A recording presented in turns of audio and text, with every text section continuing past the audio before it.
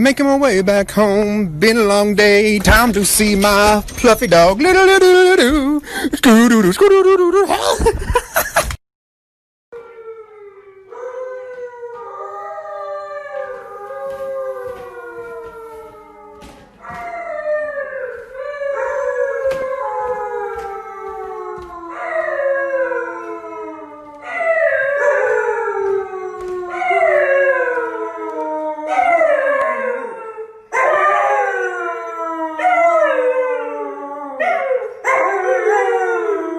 Hey, you guys okay?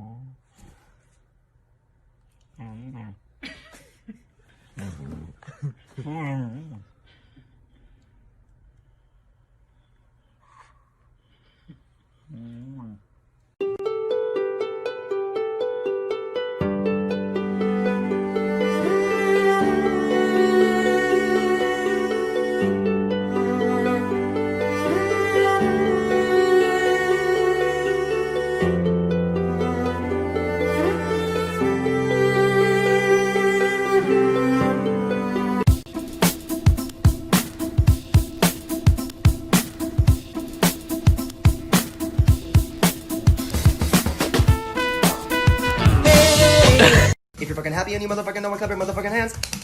If you're fucking happy and you motherfucking know it, clap your motherfucking hands. If you're fucking happy and you motherfucking know it, and you really motherfucking wanna motherfucking show it. If you're motherfucking happy and you motherfucking know it, clap your motherfucking hands.